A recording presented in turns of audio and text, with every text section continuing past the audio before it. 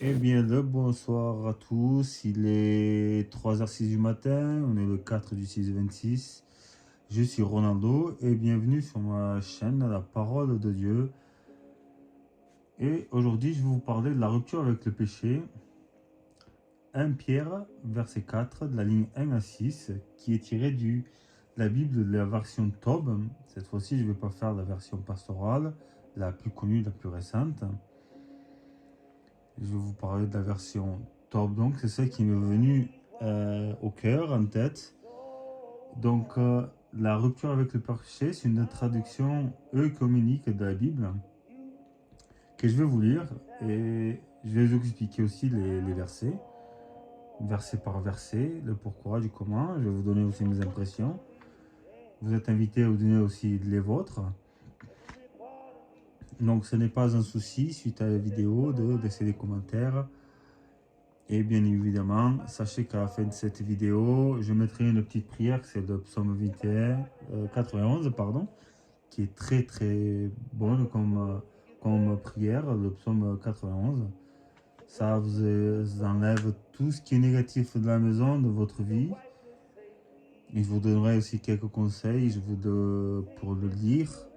Et aussi, je vous détaillerai pour ceux qui ne comprendront pas ou qui ne comprendront pas. Donc nous commencerons avec 1 Pierre, verset 4, la ligne 1 et 6. Donc il disait, dans la ligne 1, puisque le Christ donc, a souffert dans la chair, vous aussi armez-vous de la même conviction. Celui qui a souffert dans la chair a rompu avec le péché. Pour ne plus vivre le temps qui lui reste à passer dans la chair selon les désirs humains, mais selon la volonté de Dieu. Ça n'est bien laissé, en effet, d'avoir accompli par le passé la volonté des païens. Les païens, c'est ceux qui respectaient la loi, en vous livrant à la débauche, aux convoitises, à l'ivrognerie, aux orgies, aux beuveries et aux idolâtries criminelles. Et l'idolâtrie criminelle, c'est croire d'autres dieux. À ce propos, ils trouveront étrange que vous ne croyez plus avec eux vers ce torrent de perdition et ils vous insultent. Ils se rendront compte à lui qui est pris à juger les vivants et les morts. C'est pour cela, en effet, que l'évangile a été annoncé même aux morts, afin que les juger selon les hommes dans la chair et vivent selon Dieu par l'esprit. Donc, je vais vous expliquer ces versets un par un, il y en a 6. Donc, je vais essayer d'être le plus bref et le plus rapide. Sinon, vous allez vous endormir, bien évidemment, je parle beaucoup. Version 1, puisque le Christ donc a sauvé dans la chair, vous aussi armez-vous de la même conviction. Armez-vous de la même conviction, c'est d'adopter le même état d'esprit de combat que le Seigneur. Le Seigneur a accepté la souffrance plutôt que céder au mal. Et le chrétien fait le même choix. Il souffre dans la chair puisqu'il rompt avec le péché. Car celui qui pêche, il souffre. Donc quand on rompt avec le péché, on souffre puisqu'on essaie d'atteindre la sainteté pour ne plus pécher. Et là, bien sûr, on montre que le péché n'a plus d'autorité sur nous. C'est une rupture décisive, rompre le péché et suivre le Seigneur. Dans le verset D, on nous explique pour ne plus vivre selon les désirs humains, mais selon la volonté de Dieu. Cette rupture est pratique. Le temps qui nous reste qu'on le passe différemment, c'est les désirs humains. Pour Pierre, c'est les désirs qui sont déconnectés de Dieu, centrés sur soi. L'alternative en soi est claire, c'est la volonté de Dieu. Ne peut vivre selon les désirs humains, mais selon la volonté de Dieu, c'est nous donner complètement au Seigneur et faire tout selon sa volonté, mais pas selon la nôtre, ni nos envies, nos volontés, nos pensées, nos réactions, nos paroles, mais faire selon sa volonté à lui. Dans le verset 3, c'est marqué, ça n'est bien assez d'avoir accompli par le passé la volonté des païens. Donc comme je vous ai expliqué, les païens sont tout ce qui était criminel, c'est tout ce qui n'écoutait pas la parole de Dieu, qui ne voulait pas respecter. Parce qu'à l'époque, il y avait beaucoup de débauches, convoitises, d'ivrognes, orgies, de beuveries, et bien sûr, on croyait à des faux dieux.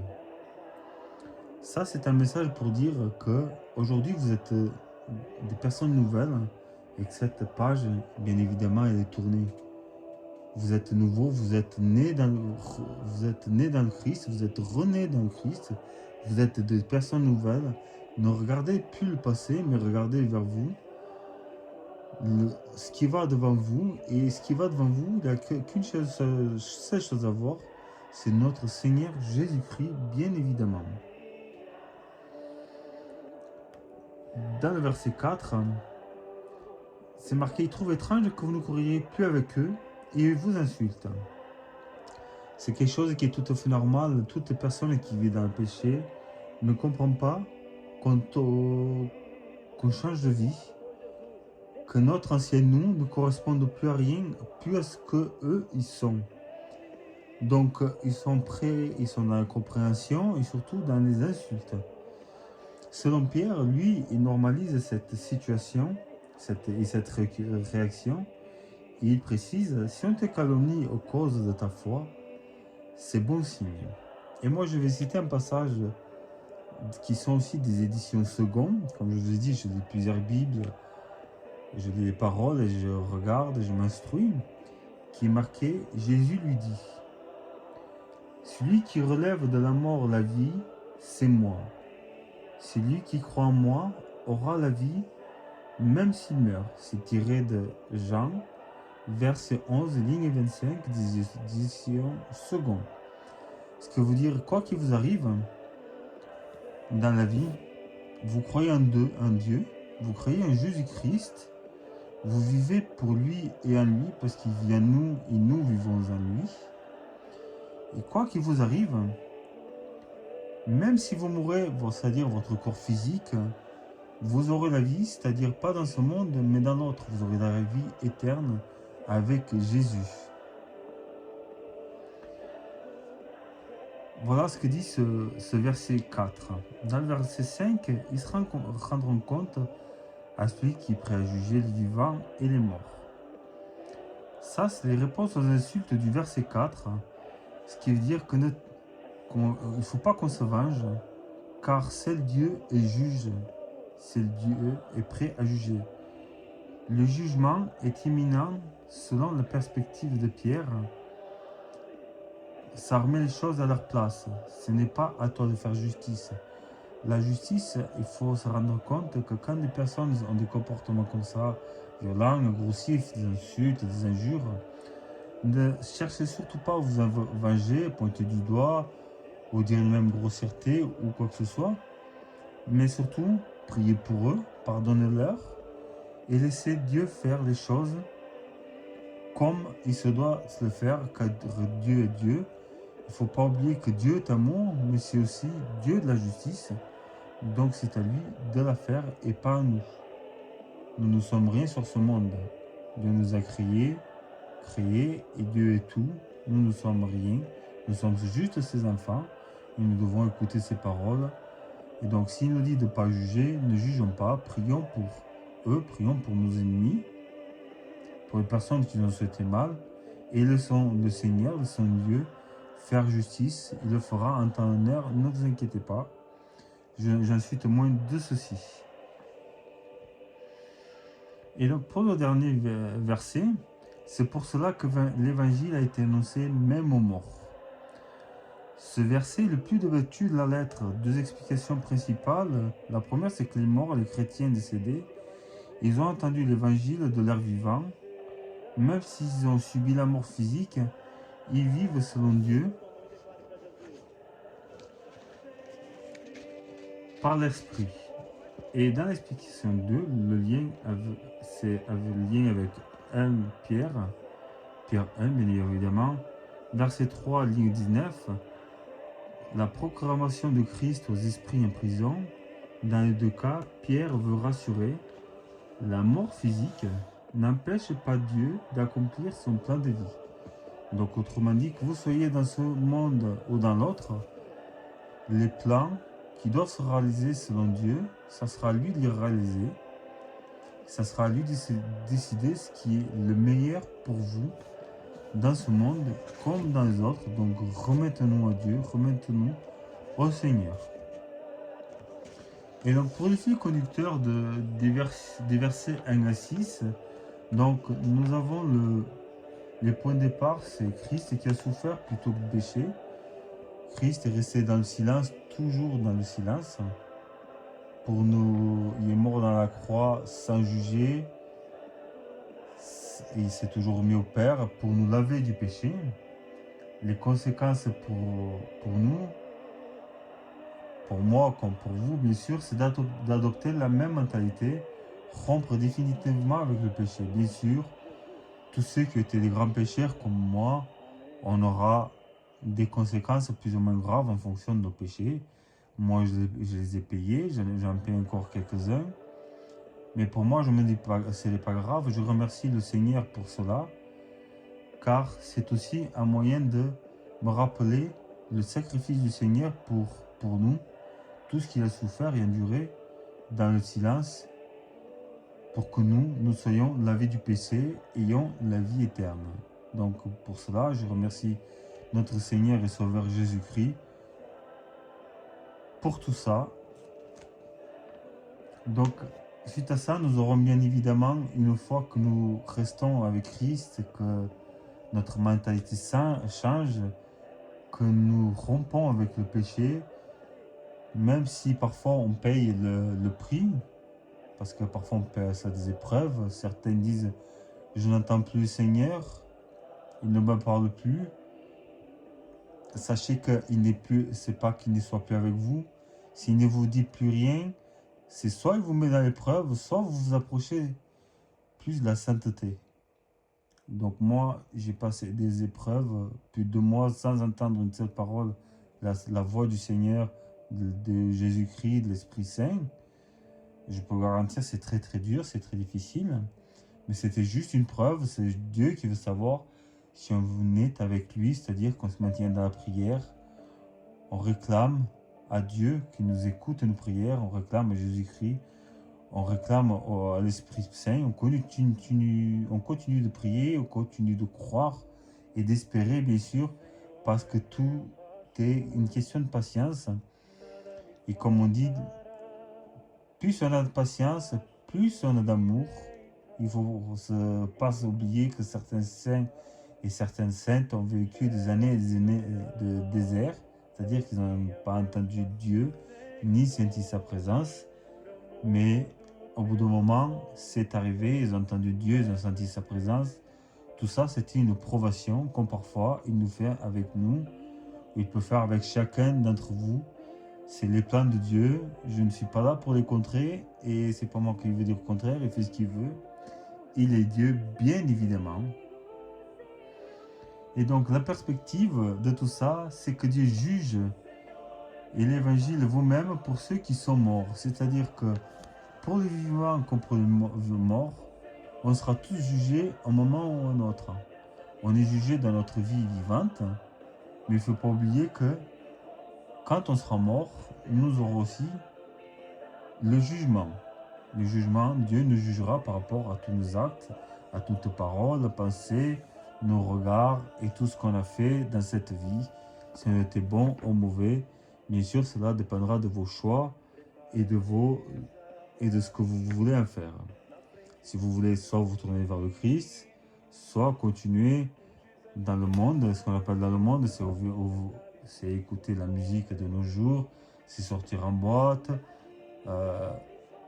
boire à ne plus savoir plus quoi faire, fumer de la drogue, avoir des rapports sexuels, soit les uns avec les autres, dans les orgies, peu importe ce que vous faites. Quand le Christ dit la femme et l'homme sont deux corps mais deviennent un seul esprit, c'est qu'il y a une raison. Dans l'Ancien Testament, on était pour la procréation puisqu'on n'était pas assez nombreux dans ce monde. Maintenant, Jésus-Christ veut que l'homme et la femme soient deux corps mais unis dans un seul esprit. Et cet esprit est lié par l'amour du Seigneur, de notre Seigneur Jésus-Christ. Donc n'oubliez pas cela, deux corps, un seul esprit. et par un corps qui vadrouille avec plusieurs autres. Mes frères et mes sœurs, j'ai commis ce péché. Je le regrette. J'ai demandé pardon à plusieurs personnes.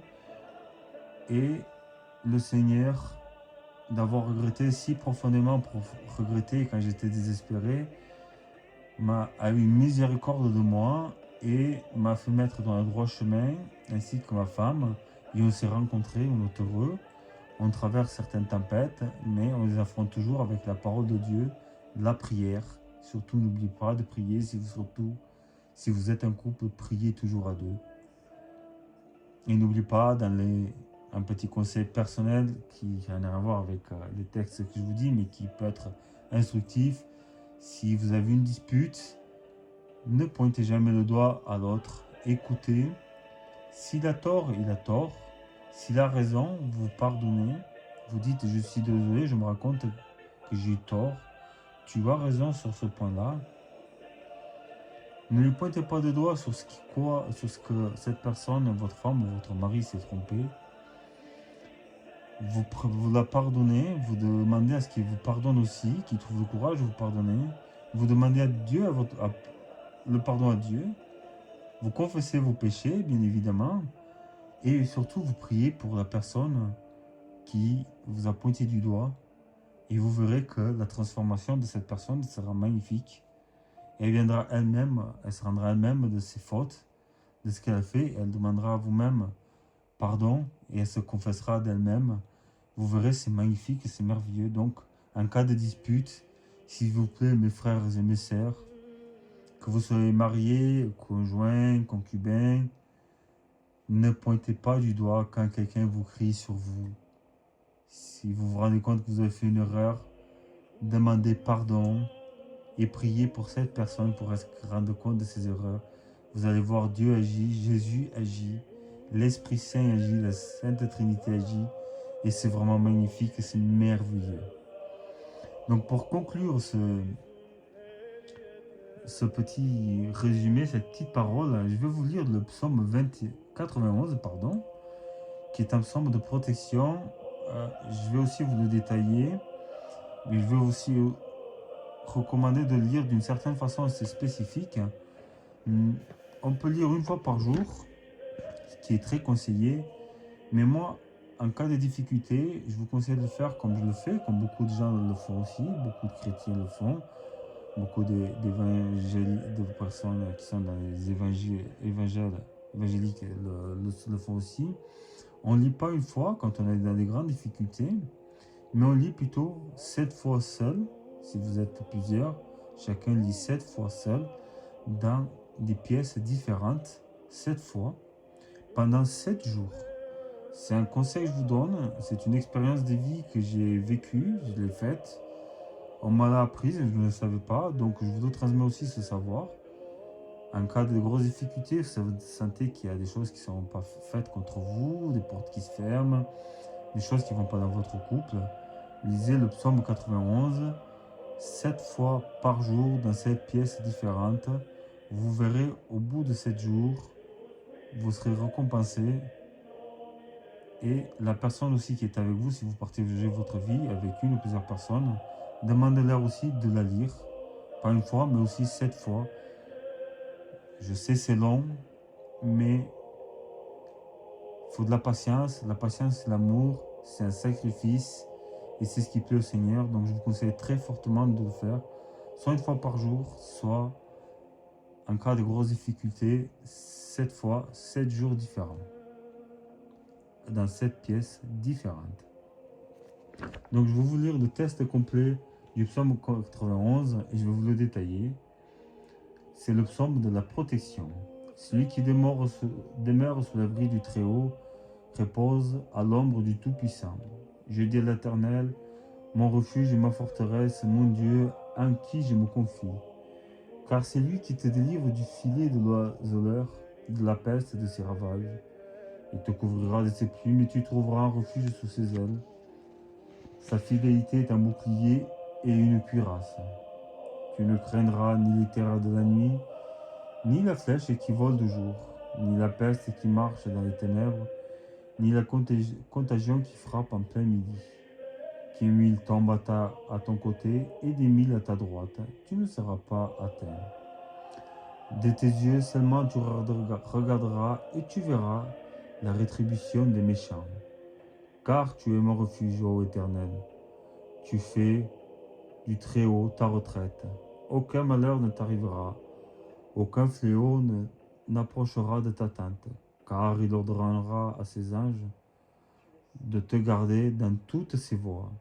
Ils te porteront sur ses mains, de peur que ton pied ne heurte contre une pierre. Tu marcheras sur le lion et sur l'aspégique, tu fouleras le lionceau et le dragon. Puisqu'il m'aime, je le délivrerai, je le protégerai puisqu'il connaît mon nom. Il m'invoquera, je répondrai. Je serai avec lui dans la détresse, je le délivrerai et je le glorifierai. Je le rassasierai de longs jours et je lui ferai voir mon salut. Parole du Seigneur, gloire à vous Seigneur. Donc les explications simples, je vais vous faire ça en 4 parties. Du verset 1 au 2, on a une décision de confiance. Dieu commence par un choix personnel. Habiter près de Dieu, demeurer signifie rester, vivre constamment dans sa présence. Et celui qui fait ce choix déclare que Dieu est son refuge et bien évidemment sa forteresse. Donc c'est vraiment une décision à vous de confiance et de remettre votre vie à Dieu. Dans les versets 3 à 8, on a la protection promise car Dieu, notre Seigneur Jésus-Christ, maintient toujours et toujours ses promesses. Parfois ça prend du temps, mais il maintient toujours ses promesses. Dans sa signification, Dieu protège des dangers visibles et invisibles puisque nous avons ce qu'on appelle le combat spirituel. Le combat spirituel, on ne le voit pas, mais sachez que tout ce qui se passe dans le combat spirituel se passe avant de se passer dans le monde réel. C'est ce qu'on appelle les dangers invisibles. Donc, priez pour ce psaume aussi pour ça, pour vous délivrer des pièges, des maladies, des terreurs nocturnes, des attaques en plein jour. L'image des ailes montre la tendresse de Dieu, comme un oiseau qui protège ses petits, même si le mal frappe autour de nous, il ne nous atteindra pas. Ça veut dire que Dieu nous protège quoi qu'il arrive. Bien évidemment, si un camionneur alcoolique vous envoie vers le Seigneur, sachez que le Seigneur n'est pas responsable de la personne qui a bu et qui vous a causé ce malheur, bien évidemment. Et comme je vous ai dit, Dieu protège des dangers visibles et invisibles. Et de nos jours, sachez, comme je vous ai dit, les dangers invisibles, ils se produisent toujours en premier avant que ça se produise dans les mondes visibles. Et les dangers visibles ne sont pas seulement les dangers, par exemple, vous prenez une tronçonneuse, vous allez vous brûler. Ça peut être des démons qui utilisent d'autres personnes pour vous atteindre, ou des objets qu'on vous offre, ou que vous avez chez vous. Donc, si jamais vous avez des doutes, demandez au Saint-Esprit, demandez à Jésus-Christ qui vous guide pour savoir si un objet aussi, vous avez des mauvaises fréquentations. Et il vous répondra toujours, ne vous inquiétez pas. Les mauvaises fréquentations, vous verrez de suite, ceux qui boivent, fument de l'alcool, sont dans le monde, comme on dit. Fuyez, car comme on dit, la fin des temps est proche. Et mieux vaut être avec le Seigneur que loin du Seigneur. Et ça, je pourrais vous expliquer dans une autre vidéo.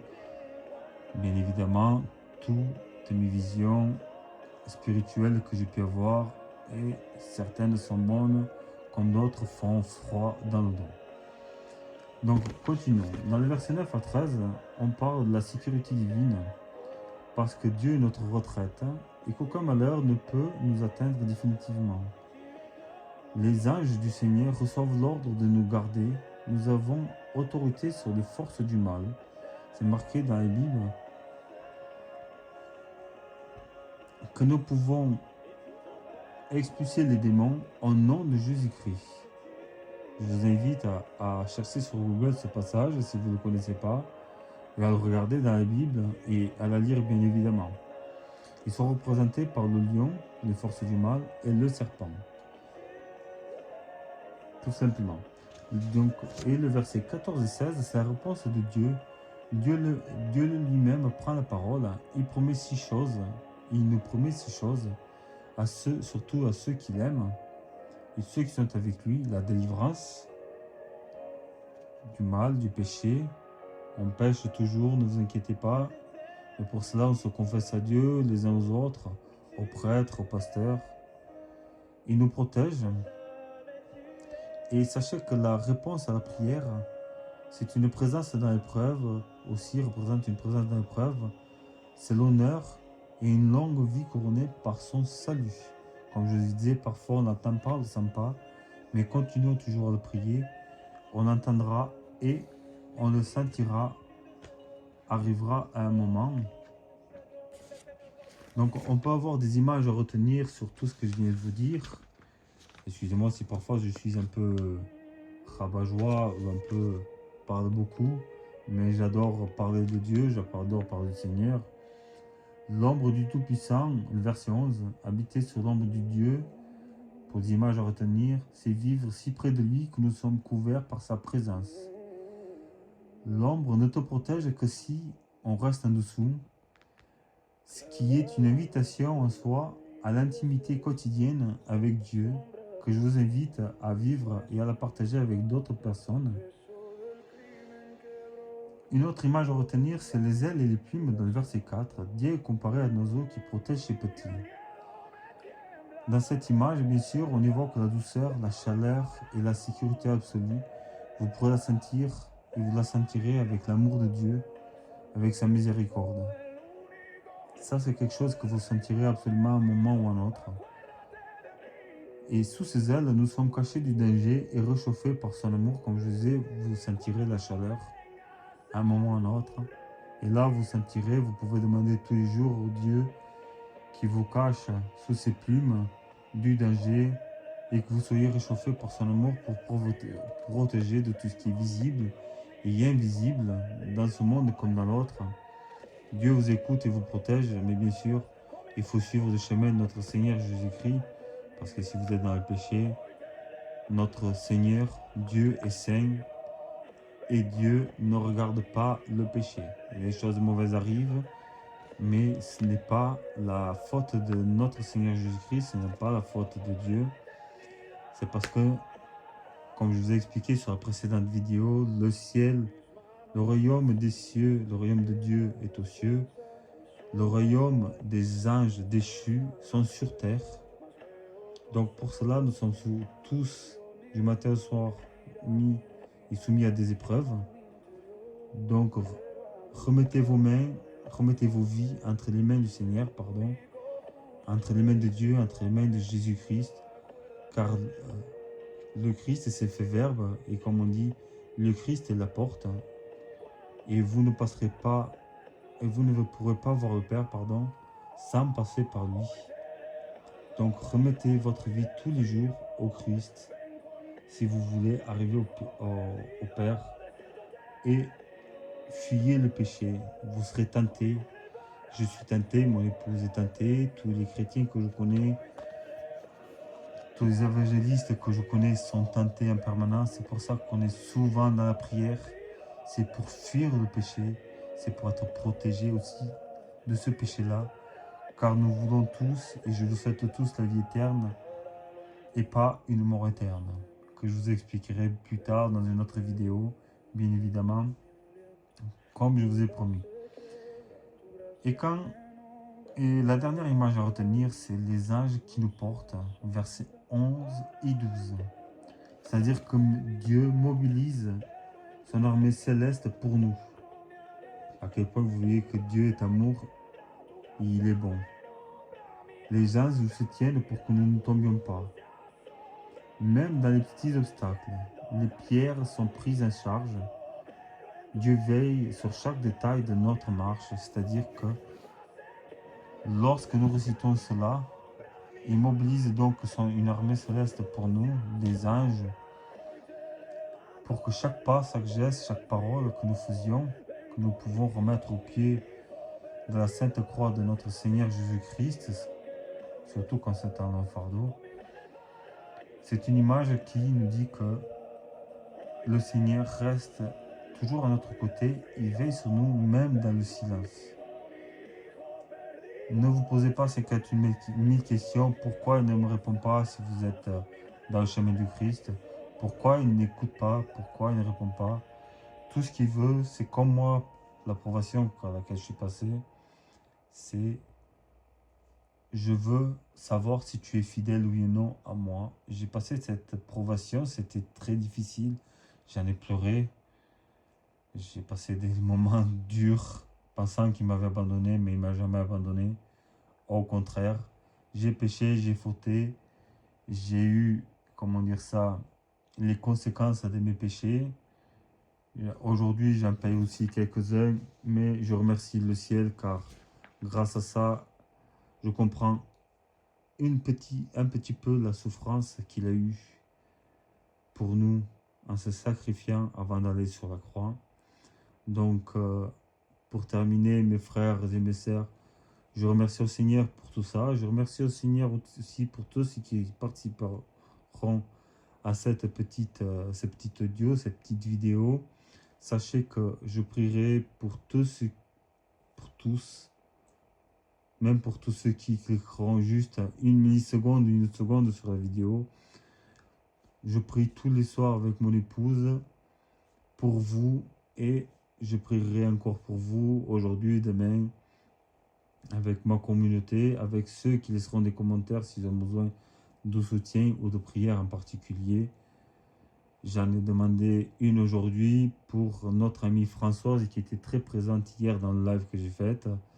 J'ai prié pour elle, j'ai demandé à notre communauté qu'elle prie pour elle. Demain, je demanderai à mon mentor spirituel, qui est aussi le prêtre de ma collégiale, pour prier pour elle et sa fille, et pour son père et son mari qui sont défunts. Et bien évidemment, je ferai avec grand plaisir le même pour vous. Comme j'ai dit dans la précédente vidéo, je ne suis pas là pour l'argent ni pour quoi que ce soit. Je remets ma vie entre le Seigneur. C'est lui sait si je dois avoir de l'argent ou pas, si je dois être riche ou pas du tout. Ça, je n'aurai pas de réponse. Je ne vis pas pour les biens terrestres, mais je vis pour les biens éternels. Et donc, mes frères et mes sœurs, je vous invite à faire le même, à vivre en Christ, car il vit en nous. Et sur ce, je vais vous souhaiter, et je vais vous laisser sur ces quelques mots. N'oubliez pas de vous abonner, de liker et de commenter et de laisser une intention de prière, si vous le voulez, bien évidemment. Je n'oblige personne à rien. Et comme je vous ai dit, cette chaîne est juste une chaîne où on parle de Dieu et c'est un de Dieu. Je ne critiquerai pas et je ne me permettrai pas de critiquer quoi que ce soit, ni aucun de vos commentaires. Surtout là, ne vous inquiétez pas, je donne ma promesse. Je vous en fais la promesse devant notre Seigneur et puissant et Sauveur Jésus-Christ et devant Dieu.